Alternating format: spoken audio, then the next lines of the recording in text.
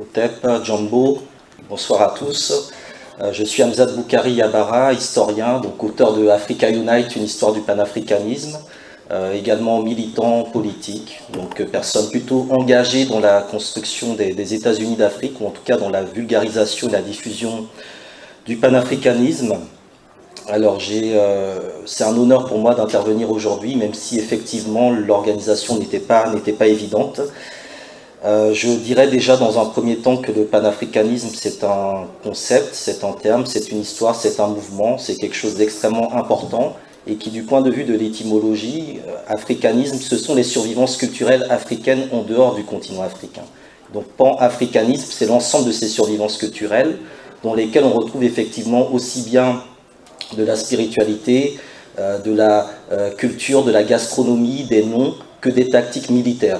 Donc il y a énormément de formes de résistance qui ont eu lieu dans les Amériques, qui se sont appuyées sur des stratégies militaires qui existaient en Afrique. Ça, c'est le premier point. Le deuxième point, le point important du panafricanisme, c'est la notion du cordon ombilical.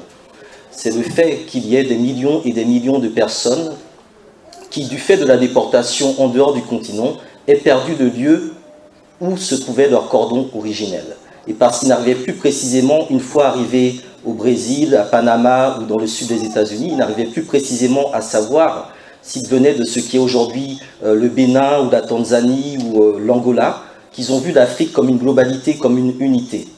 Donc c'est de cela en fait que le panafricanisme s'est appuyé pour se construire. Alors le panafricanisme n'a pas une date de naissance précise, mais il existe quelques moments décisifs. Le premier moment intervient en 1772, lorsqu'un Africain mis en esclavage dans la Caraïbe arrive en Angleterre avec son maître. Cet Africain s'appelle Somerset, et lorsqu'il arrive en Angleterre, il apprend que la loi de l'esclavage n'existe pas sur le sol de la métropole, et qu'il est donc libre. Lorsque son maître décide de retourner dans les Amériques, Somerset refuse, et au nom de la loi, il intente un procès. Au terme de ce procès, sa liberté est donc reconnue. Le deuxième moment, c'est août 1791, Saint-Domingue, Bois-Caïman. Donc dans cette colonie qui est la plus riche des Amériques, la France, l'Espagne et l'Angleterre, bien qu'en guerre sous d'autres horizons, maintiennent une concurrence esclavagiste qui n'empêche pas des alliances conjoncturelles contre les Africains. Mais lorsque la révolution de Saint-Domingue éclate, les Africains, menés par Toussaint Louverture, puis par Jean-Jacques Dessalines, vont se battre jusqu'à la mort pour arracher leur liberté. Les Africains vont se coaliser pour diviser les esclavagistes dans un premier temps, uniquement les Français entre royalistes et jacobins, puis dans un second temps diviser les Français, Espagnols et Britanniques, et enfin vaincre les armées de Napoléon, parce qu'ils avaient compris que l'union fait la force, d'où la devise aujourd'hui d'Haïti. De cette grande victoire vient la création de la République d'Haïti, la première république noire. Il y a bien évidemment eu des républiques en Afrique avant Haïti, et même au Brésil, si on pense à la forme du quilombo de Palmarès. Cependant, Haïti apporte une dynamique différente, car c'est à la fin du XVIIIe siècle que se construisent les structures impérialistes qui viendront s'emparer de l'Afrique peu après. L'affaire Somerset et la guerre d'indépendance d'Haïti sont deux éléments importants, car ils montrent que le panafricanisme, en tant que mouvement de libération et réalisation de la liberté dans l'unité, repose sur deux piliers qui sont le droit et la force. Et précisément, le droit et la force sont les deux éléments qui sont constitutifs de ce qu'on appelle la souveraineté dans les relations internationales. C'est en cela que le cas d'Haïti est fondateur du panafricanisme en tant que cadre de l'histoire des relations internationales africaines. C'est aussi de Haïti que part la contre-révolution impérialiste. En effet, la reconnaissance de l'indépendance d'Haïti, pourtant vainqueur par les armes, sera conditionnée par la France au paiement d'une rançon de 150 millions de francs or, qui correspond à environ 18 milliards d'euros aujourd'hui. C'est la fameuse dette de l'indépendance. Le mécanisme de cette dette est très intéressant pour comprendre l'actualité, car à l'époque, les Français avaient compris que si eux ne pouvaient plus profiter et exploiter les richesses de Haïti, par ailleurs ravagées par la guerre, il était aussi important que Haïti non plus ne puisse jamais se développer à partir de ses propres richesses. Par conséquent, la France va prendre la tête de la première coalition impérialiste de l'histoire, contre-panafricaine, en organisant un blocus maritime et commercial de Haïti. Pour cela, elle va réunir l'Espagne qui avait perdu la partie orientale qui est aujourd'hui la République dominicaine, où les Noirs font l'objet actuellement d'un véritable génocide. L'Angleterre qui voulait à tout prix éviter que le cas de Saint-Domingue se reproduise à la Jamaïque, et les États-Unis qui craignaient de voir Haïti devenir un soutien aux révoltes d'Africains sur son sol. L'Allemagne se joindra un peu plus tard à cette coalition. Donc nous sommes au milieu du 19e siècle, c'est l'histoire des relations internationales, 1848, l'abolition de l'esclavage, et je précise aussi quand même par rapport à tout ce qui a été dit précédemment, que nous pouvons trouver des sources et des traces matérielles de tout cela. Lorsqu'on est historien, 1848, c'est comme le début de cette semaine. Ce n'est rien. Le problème, c'est la question des archives, la disponibilité des archives et ceux qui les cachent dans leur coffre et qui ne veulent pas les ouvrir. C'est ça le véritable enjeu de cette période. Parce que vous me donnez les moyens, je suis capable de retrouver où étaient les ancêtres de chacun d'entre vous dans la salle en 1848. Parce que c'est mon métier, c'est notre métier. Nous sommes des historiens, nous avons l'habitude de retracer les choses. Donc ça, on peut le faire sans aucun problème. Le problème, c'est qu'il n'y a pas de volonté politique derrière. Donc j'en reviens au fil du texte. Donc, dans l'histoire de la stratégie militaire française, il s'agira par la suite de ne jamais faire en sorte qu'un cas comme celui d'Haïti puisse un jour se reproduire. C'est ce qui expliquera en partie le massacre de Tiaroy en 1944, les répressions en Algérie en 1945 et à Madagascar en 1947, le génocide commis au Cameroun à la fin des années 50 et 60, et même de manière plus ambiguë, le soutien réitéré au régime rwandais d'Abiyarimana. Conserver les intérêts, agrandir l'espace de domination et en cas de retrait stratégique, laisser le chaos derrière soi. Cela fut la stratégie au moment où la Guinée a pris son indépendance. À cette époque, en 1958, c'était sans compter l'intervention du Ghana de Kwame Nkrumah, qui accorda un prêt de 10 millions de livres sterling à la Guinée. C'est en apprenant cette première marque concrète de panafricanisme d'État du Ghana envers la Guinée que la France a compris l'urgence de faire échouer le projet des États-Unis d'Afrique, c'est-à-dire empêcher la constitution en Afrique d'un gouvernement continental gérant les questions de défense, de diplomatie, de monnaie et d'infrastructure. Cela sera réalisé avec la collaboration des puissances impérialistes américaines et soviétiques, mais également britanniques. Le titre de mon intervention est « Le panafricanisme est une menace pour la France ou l'inverse ?» Point d'interrogation. Comment devenir et rester panafricaniste? Point d'interrogation. Ce n'est pas une intervention anti-française ou afro-patriote, c'est une intervention qui est en fait une réflexion et qui rappelle effectivement à certains moments que si le panafricanisme, sur le modèle de l'UNIA de Marcus Garvey ou des États-Unis d'Afrique de Kwame Nkrumah, a échoué, les Africains des anciennes colonies francophones portent une responsabilité majeure. En 1919 et 1921, c'est le député français du Sénégal, Blaise Diagne, qui a fait obstruction lors des 2 premiers congrès panafricains. Par la suite, tous les autres congrès panafricains verront de la part des Africains de l'Empire colonial français un désintérêt majeur. Au moment des indépendances, c'est la trahison du RDA de Houphouët-Boigny, qui par le biais de la balkanisation de l'AOF et de l'AEF et de l'éclatement de la Fédération du Mali, rendra la tâche de l'unité africaine fondamentalement difficile. Nous savons pour la plupart ici comment la France et les autres puissances ont manœuvré pour écarter tous les dirigeants qui refusaient de se soumettre, pour acheter les intellectuels les plus fragiles et pour contraindre les plus irréductibles. Entre-temps, un panafricanisme de complaisance s'est mis en place, notamment dans le cadre de l'Organisation de l'Unité africaine, devenue un syndicat de chefs d'État. Quelques étincelles seront rallumées par des figures comme Samora Machel, Jerry Rawlings ou Thomas Sankara. Pendant 50 ans, le panafricanisme sera présenté par les milieux néocolonialistes comme une illusion, un objet qui ne méritait même pas d'études sérieuses. Toutes les sources occidentales feront une présentation assez négative du panafricanisme et de l'unité africaine et vanteront au contraire les nationalismes et les tribalismes comme grille de lecture de l'Afrique. Et puis, en 2012, un rapport du ministère de la Défense français a été publié, dans lequel il est précisé que parallèlement et paradoxalement, les sentiments nationalistes et ou panafricains pourraient se développer, parfois au détriment des intérêts occidentaux. Fin de citation. Depuis 5 ans, une offensive totale est menée contre tout ce qui pourrait conduire les Africains à s'unir. Les intérêts, les pouvoirs et les fortunes qui se construisent sur le dos des peuples africains et des diasporas africaines ont également compris que les panafricanistes ont compris. La domination que nous subissons en tant qu'Africains en Afrique et Noirs dans le reste du monde ne repose que sur notre désorganisation. C'est donc de notre organisation que viendra la fin de la domination exercée par les autres sur nous. Par conséquent, ceux qui nous dominent n'ont pas intérêt à nous voir nous organiser, mais plutôt à nous diviser. par rapport au rappel historique que j'ai effectué, par rapport également à l'actualité, quel panafricanisme devons-nous ou pouvons-nous construire?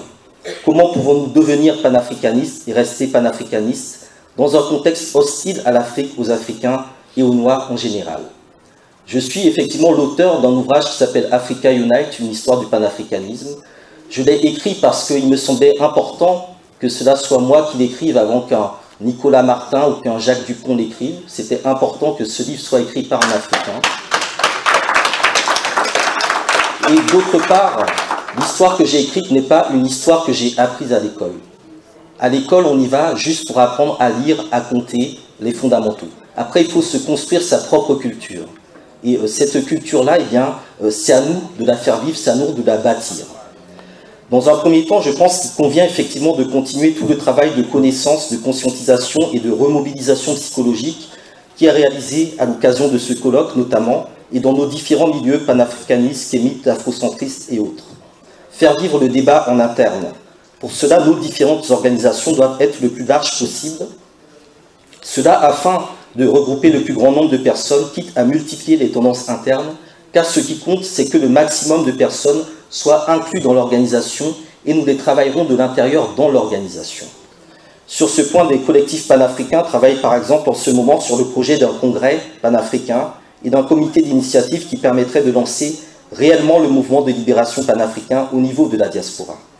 Dans ce travail de mutualisation des forces, un point important à souligner est la différence entre s'organiser pour des services qui seraient non lucratifs ou sociaux et s'organiser pour prendre le pouvoir dans le sens politique du terme. Ce qui manque aujourd'hui, c'est la clarté au niveau des idées panafricanistes, des nouvelles formes d'organisation et un leadership déterminé qui puisse mobiliser les énergies de la jeunesse pour une rupture fondamentale avec les vieilles politiques. Car vous l'aurez compris, c'est dans le militantisme et l'engagement politique que se trouve la solution. Mais cet engagement doit reposer sur une réintégration de notre histoire. Si nous maîtrisons nos savoirs historiques et scientifiques, nous gagnons en force psychologique. Et aujourd'hui, les batailles se jouent sur le terrain de la psychologie et de l'intelligence. Et la psychologie est très importante. Gamal Abdel Nasser, c'était peut-être un arabe, un panarabiste, ou accessoirement un panafricaniste, mais il avait compris que lorsqu'il devait négocier avec des gens qui viennent au Caire, il fallait prendre ces gens-là pendant 2 jours et les emmener voir les pyramides, voir la grandeur de l'Égypte. Et après, une fois que vous avez vu cela, que vous arrivez pour négocier avec Nasser, le Raïs, vous savez que derrière lui, il y a toute une civilisation, même si les choses ont évolué. Et du coup, psychologiquement, la bataille est gagnée pour l'Égypte. Ça, c'est très important. Lorsqu'un président français se rend, par exemple, au Bénin, il ne faut pas lui montrer les danses, il faut l'emmener dans un temple vaudou. Il faut le travailler du point de vue psychologique, pour que lorsqu'il entre dans ce temple, il sache qu'il a intérêt à se tenir à carreau, parce qu'il y a des forces qui sont extrêmement puissantes, et qui sont bien plus puissantes que la franc-maçonnerie à laquelle il appartient. Il y aurait également de nombreux sujets à traiter en détail, comme la question du franc CFA, la signature des accords de partenariat économique, la réforme avortée de l'OADA, l'organisation de l'harmonisation du droit des affaires en Afrique, les problèmes de constitution, le virus Ebola, ou bien évidemment donc les interventions militaires et autres groupes de déstabilisation, comme Boko Haram ou le MNLA. Sur ce dernier point, je lisais ce matin une information qui dit que Paris voudrait qu'une partie plus importante de son effort militaire, notamment en Afrique, soit prise en compte dans les chiffres de l'aide publique au développement. Il s'agit d'une déclaration en prélude à une réunion sur le financement du développement qui se tiendra à Addis Abeba du 13 au 16 juillet. La question du développement est également un autre problème qu'il faudrait aborder. De manière générale, les guerres qui sont menées sur le sol africain, comme l'agression de la Libye, ne sont pas des erreurs. Sarkozy n'a pas fait une erreur, car la situation de chaos en Libye et dans les alentours qui résulte de la mort de Kadhafi fait tout simplement partie d'un plan de réponse à un contexte de crise de l'hégémonie impérialiste, où seul un pouvoir d'agression militaire fort peut maintenir le dollar ou l'euro en tant que monnaie d'échange du commerce international. Toujours cette question monétaire et cette question du commerce extérieur. Le commerce extérieur, c'est un élément de la souveraineté. Et c'est ce qui s'est posé au moment de la fameuse reconnaissance de l'indépendance d'Haïti.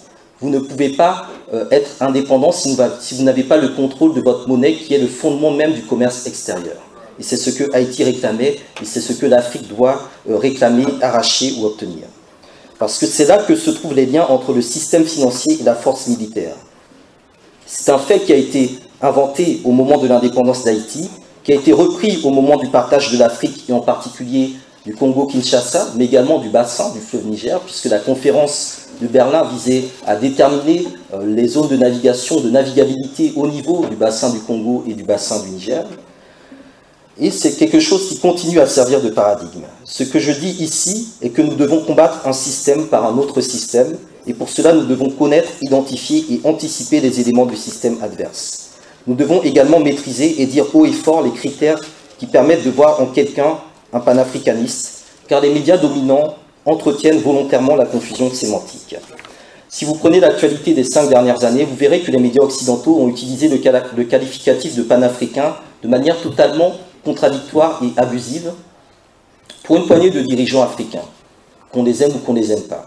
Si certains sont plus patriotes ou nationalistes que panafricanistes, je pense notamment à Laurent Gbagbo, à Muammar Kadhafi ou à Robert Mugabe, d'autres sont carrément non panafricanistes et plutôt néocolonialistes. Et je pense sur ce point au traitement réservé par certains médias qui ont présenté le président actuel du Congo-Brazzaville et celui du Cameroun comme des sages panafricains, dans le but unique de tenter de tuer le panafricanisme.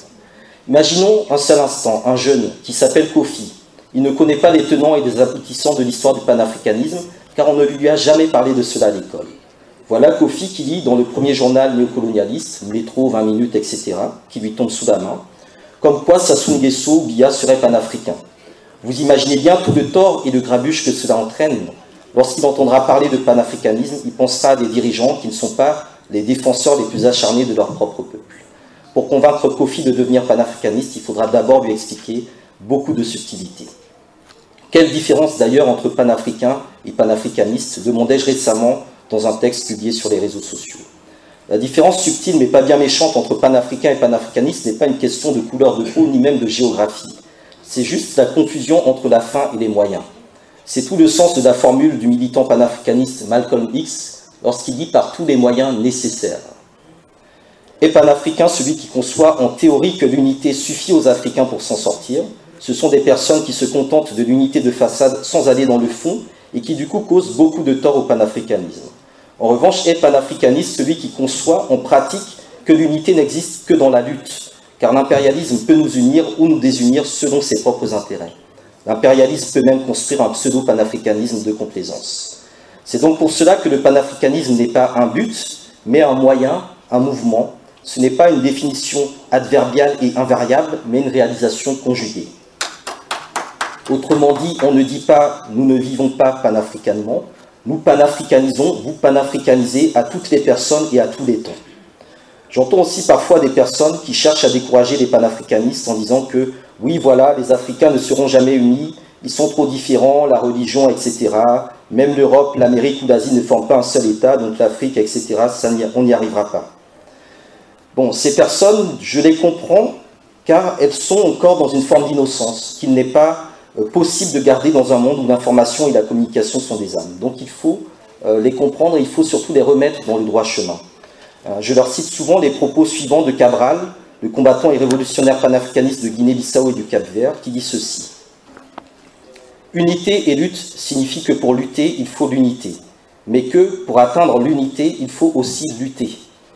Et cela signifie que même entre nous, nous luttons. Le sens de notre lutte n'est pas à considérer seulement par rapport au colonialisme, néocolonialisme aujourd'hui, mais aussi par rapport à nous-mêmes.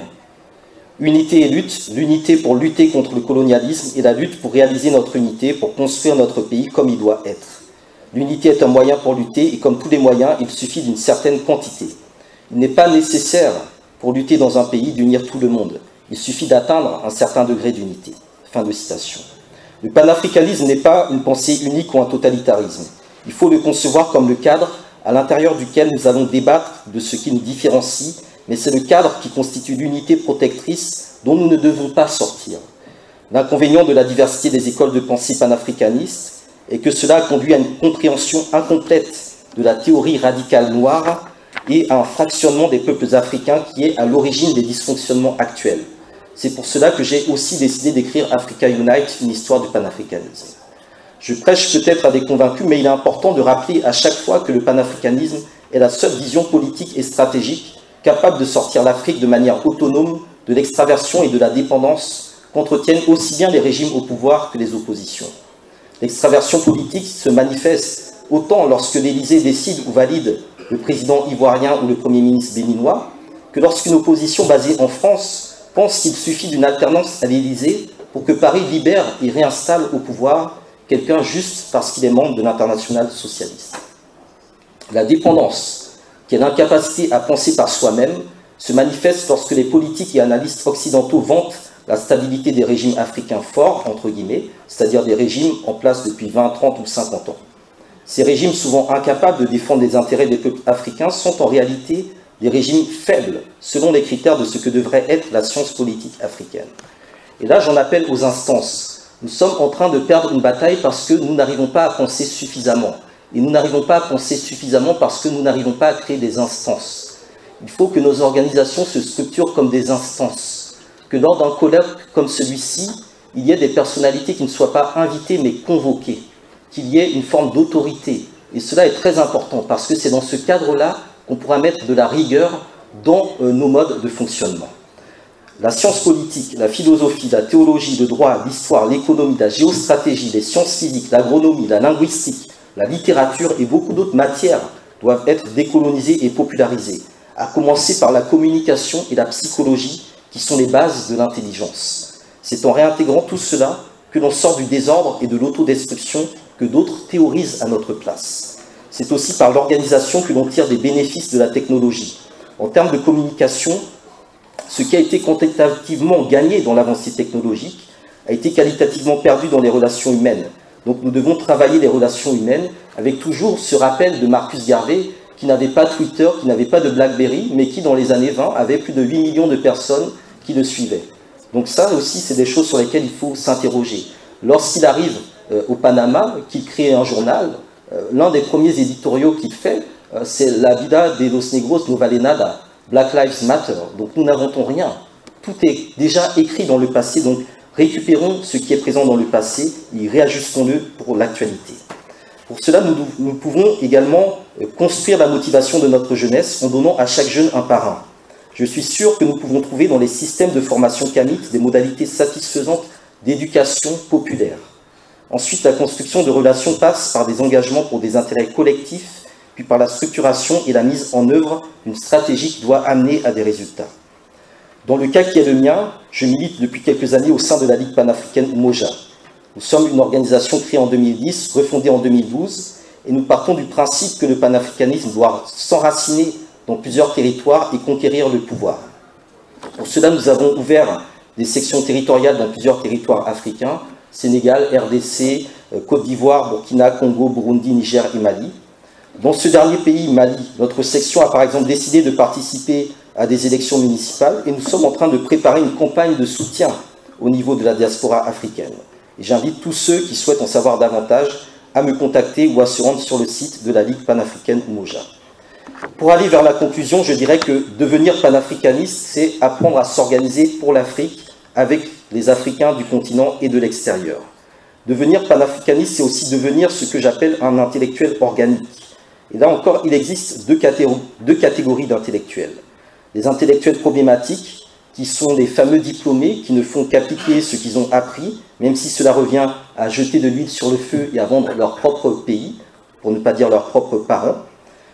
Et les intellectuels organiques, qui, eux, sont des personnes qui n'ont pas forcément un diplôme, mais qui utilisent leur savoir comme de l'huile qu'on verse dans les gonds d'une porte qui grince ou d'un mécanisme enrayé. Les intellectuels organiques sont ceux qui, pour reprendre les thèses de Cabral, réalisent le suicide de classe en renonçant aux privilèges que leur donne la maîtrise du savoir de l'ancien colon pour se replonger dans le savoir précolonial ou anticolonial. C'est en cela qu'un intellectuel n'est pas forcément panafricaniste, mais que tout panafricaniste est un intellectuel. J'appelle donc, et ce sera le mot de la fin, les forces de nos glorieux aînés à trouver en chacun de nous l'énergie pour continuer la lutte, la disponibilité et pour vaincre les divisions. Je vous remercie.